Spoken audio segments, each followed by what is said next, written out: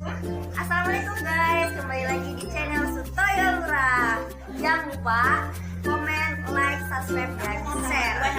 Yang belum subscribe jangan lupa subscribe tombol merah dan jangan lupa lagi klik channel loncengnya. Hitung 3 ya. 1, 2, 3. Oke.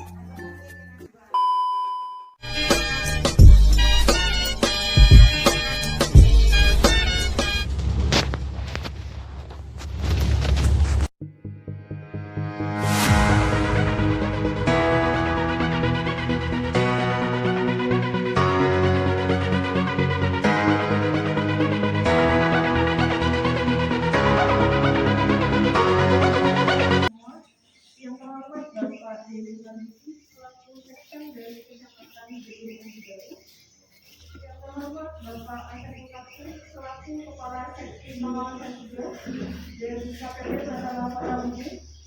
Yang terhormat rekan-rekan dari KPP Pratama Kota Bumi, serta yang terhormat Bapak dan Ibu peserta monitoring dan evaluasi pajak atas dana desa tahun 2022. Puji syukur marilah kita panjatkan kehadiran Allah Subhanahu wa Ta'ala karena pada pagi hari ini kita dapat menghadiri pelaksanaan monitoring dan evaluasi pajak atas dana desa. Sebelum kita mulai acara pada pagi hari ini, marilah kita berdoa sejenak sesuai dengan agama dan keyakinan masing-masing. Berdoa disilahkan. Assalamualaikum warahmatullahi taala wabarakatuh. Selamat pagi, salam sejahtera buat kita semua. Om Swastiastu, Namo Buddhaya. Tapi pun, alhamdulillahirabbil alamin. Wa bihi nasta'inu ala umuri dunya wa din. Assalatu wassalamu ala asrofil anbiya'i wal mursalin. Sayyidina wa maulana Muhammadin wa ala alihi washabbihi ajma'in.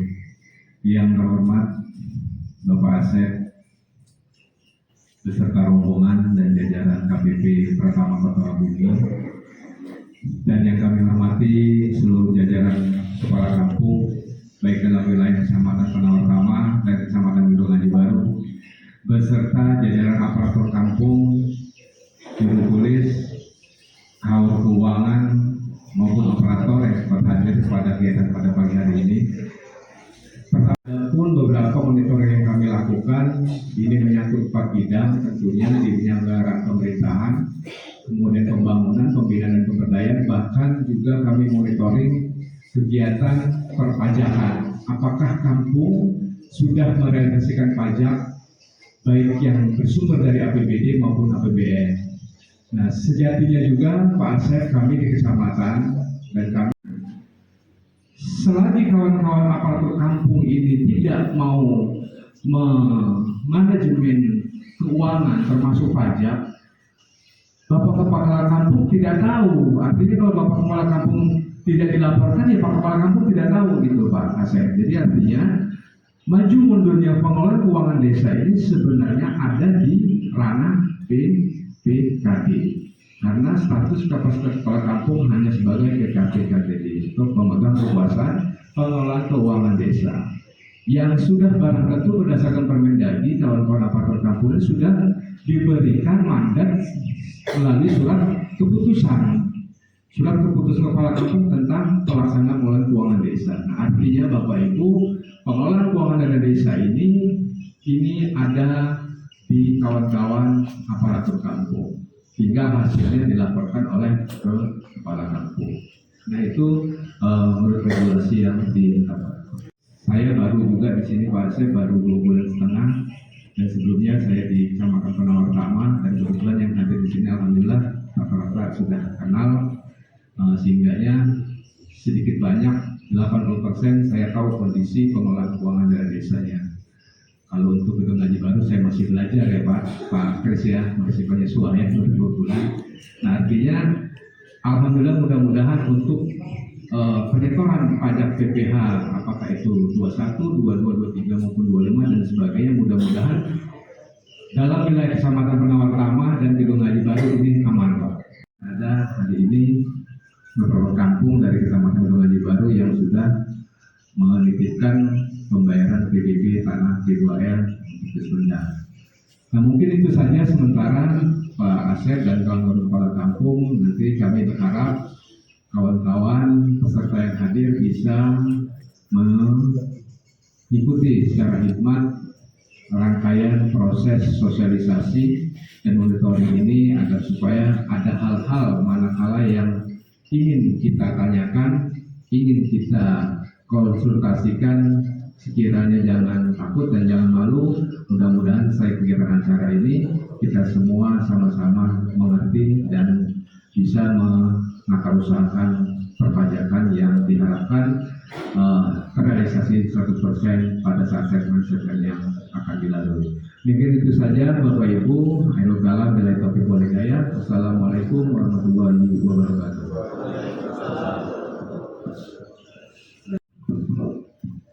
Bismillahirrahmanirrahim. Assalamualaikum warahmatullahi wabarakatuh. Waalaikumsalam. Selamat pagi, salam sejahtera buat kita semua. Tadi pun alhamdulillahirobbilalamin. Puji syukur kita panjatkan kepada Allah Subhanahu wa taala, Tuhan yang Maha Kuasa, yang mana telah memberikan kepada kita nikmat kesehatan yang Bapak Ibu ya, sehingga kita hadir pada kesempatan kali ini. Yang saya hormati Denny selaku sekjen dari Kecamatan Gedung Haji Baru. Yang saya hormati tuan rumah Kepala Kampung Sidomukti Ibu Yuniati. Yang saya hormati Bapak Ibu para kepala kampung, para aparatur kampung yang hadir di tempat ini dari Kecamatan Gedung Haji Baru dan penawar sama ya Bapak Ibu ya. Terlebih dahulu Bapak Ibu, izinkan saya perkenalkan diri. Nama saya Asep Mutakin Bapak Ibu. Jadi saya saat ini selaku Kepala Seksi Pengawasan 3 KPP Pratama Kota Bumi. Seksi Pengawasan 3 ini adalah mitra kerja Kabupaten Tulang Bawang Bapak Ibu. Jadi di kami ada 6 seksi pengawasan karena memang wilayah kerja KPP Pratama Kota Bumi itu mencakup 7 kabupaten, salah satunya Kabupaten Tulang Bawang. Jadi di tempat kamilah saya dan teman-teman di pengawasan 3 seluruh aspek perpajakan se-Kabupaten Tulang Bawang ada mitra kerja di tempat kami Bapak Ibu. Dari 147 kampung terdapat 11 kampung yang belum setor pajak 2022. Ada 11 kampung. Nah, berangkat dari itulah saya berpikir bahwa dana kampung ini kan sudah turun 2 termin ya kan, tapi masih terdapat 11 kampung Bapak Ibu. Nah, atas kondisi itulah saya berdiskusi dengan Pak Kadis DPRK Pak Ien kemarin dan teman-teman di inspektorat juga Pak Inspektur gitu kan. Nah, ini kenapa kok bisa terjadi seperti ini di Tulang Bawang? Jadi kami sekali lagi Bapak Ibu hadir di sini itu dalam rangka tadi melakukan pendampingan supaya terkait masalah pajak ini kan saya bilang sensitif ya Bapak Ibu ya, sedikit masalah perdata, tapi kalau memang misalnya tidak ada inisiatif, tentunya ini kan uang negara Pak, uang negara yang diamanahkan kepada kita. Kenapa kok uang pajaknya nggak disetorkan? Kan pertanyaan itu mungkin bisa jadi misalnya Pak, kami kumpulkan dulu gitu kan ya, jangan dikumpulkan, kalau bisa tolong untuk uang pajak ini saya selalu menyampaikan bahwa ketika Pak nanti misalnya ke depan nanti misalnya dari bantuan yang turun misalnya tahap 1, tahap 2, tahap 3 gitu kan, tentunya alokasikan dulu Pak, kalau bisa dialokasikan di depan, artinya disisihkan dulu. Berapa sih kita untuk sisihkan aja 3-4%, itu jangan dipakai dulu deh buat yang lain-lain, sisihkan itu ya Bapak Ibu. Ini kendala-kendala di lapangan Bapak Ibu selama saya 4 hari istilahnya berkeliling di hari keempat gitu kan, ngobrol dengan teman-teman Pak, ada yang menyampaikan ke saya Pak, saya dengar saya bilang tadi bahwa hadirnya kami di sini tadi dalam rangka tadi pertama silaturahmi, kedua mengajak atau mengingatkan Bapak Ibu terkait pemenuhan pajaknya, ayo kita penuhi. Kalau memang misalnya Pak, saya nggak ngerti ternyata itu pajaknya memang hutang. Ya kan, setelah tahu bagaimana ya segera penuhi, segera setorkan pajaknya kalau memang secara ketentuan itu terhutang pajak.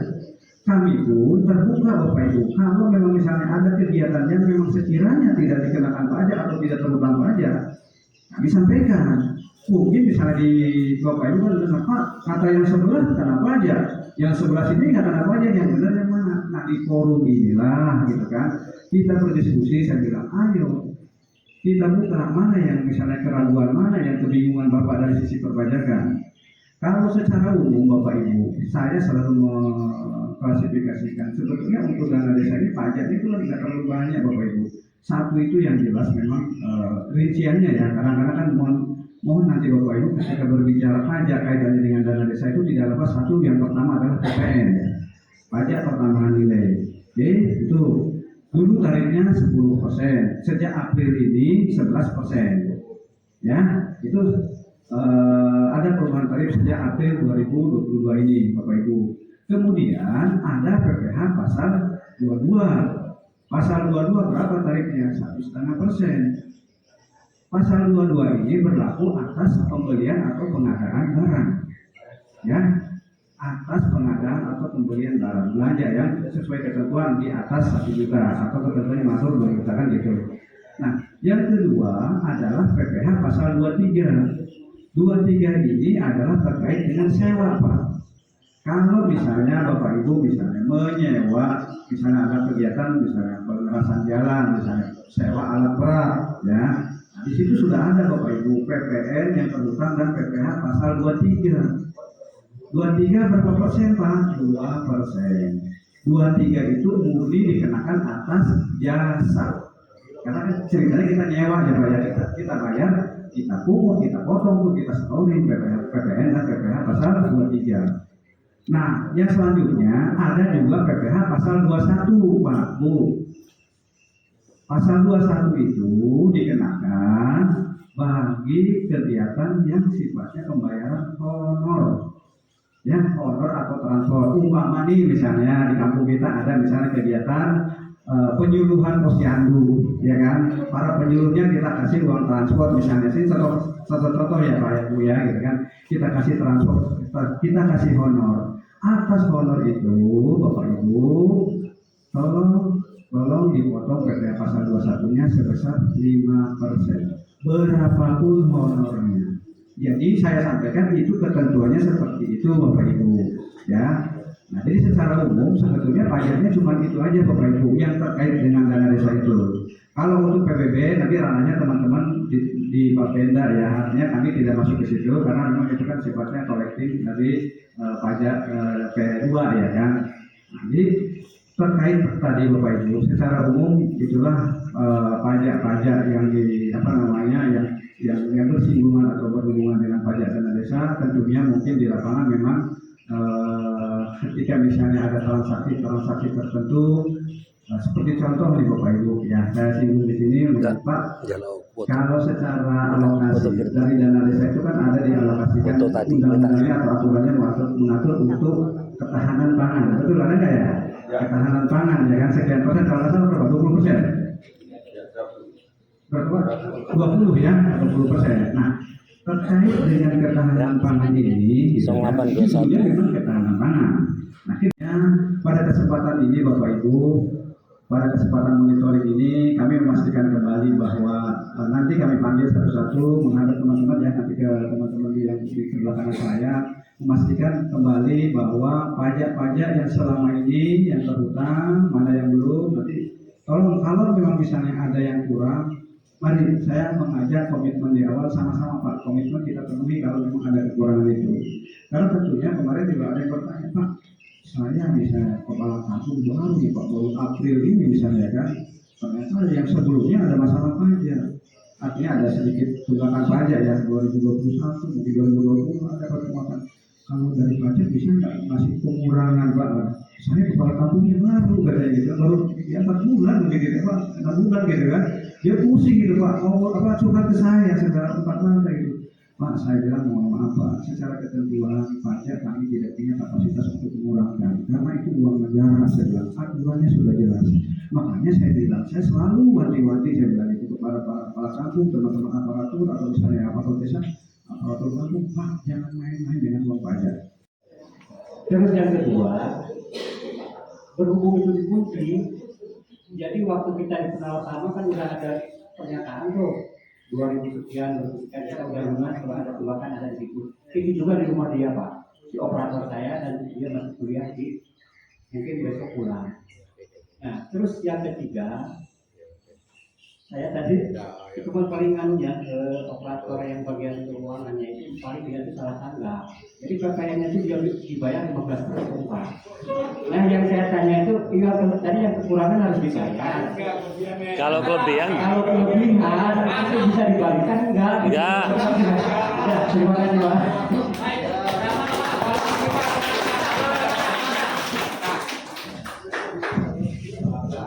Baik, mohon izin Pak Sukarman ya, kalau salah dikoreksi Pak ya.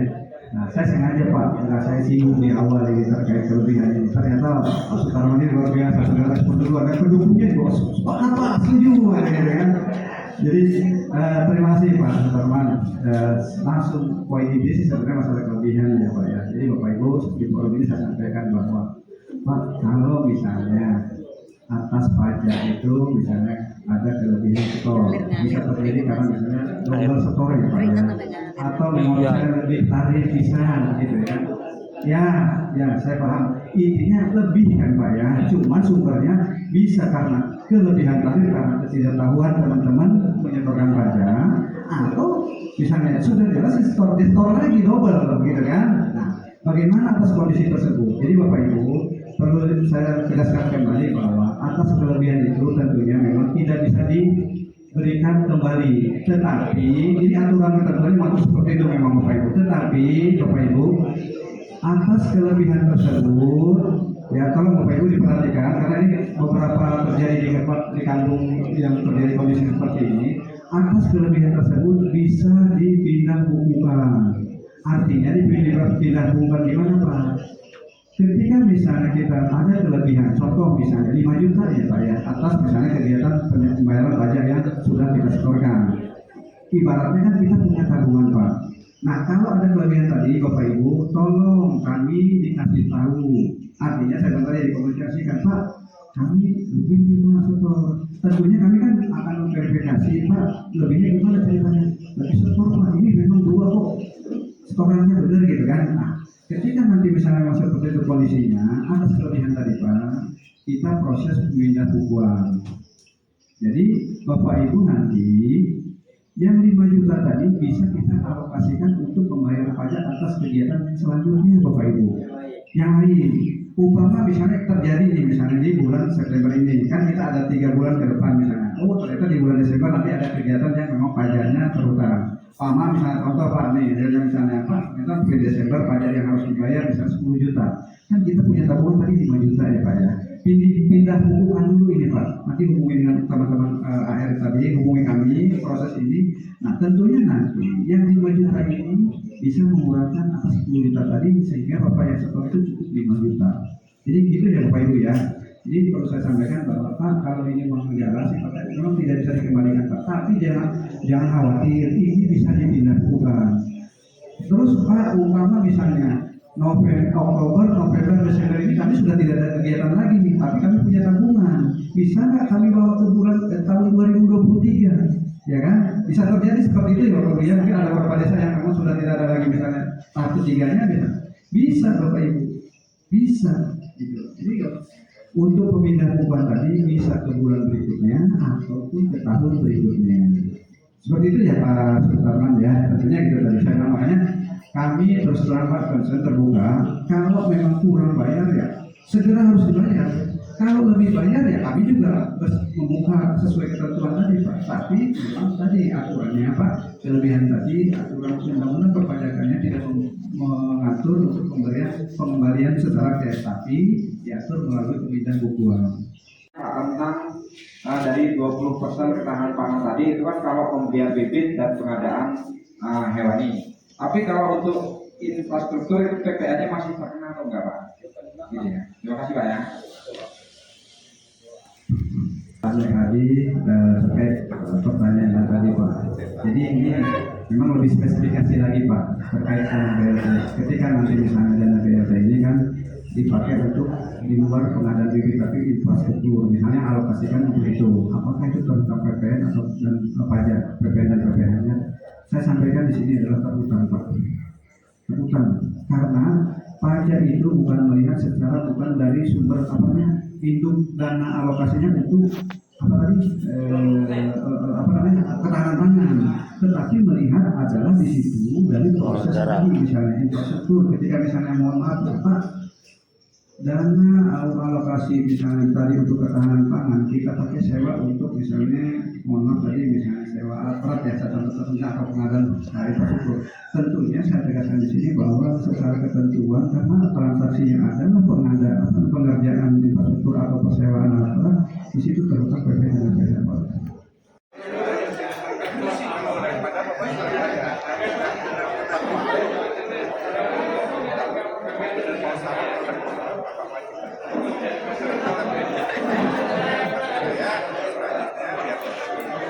Desa Trijaya.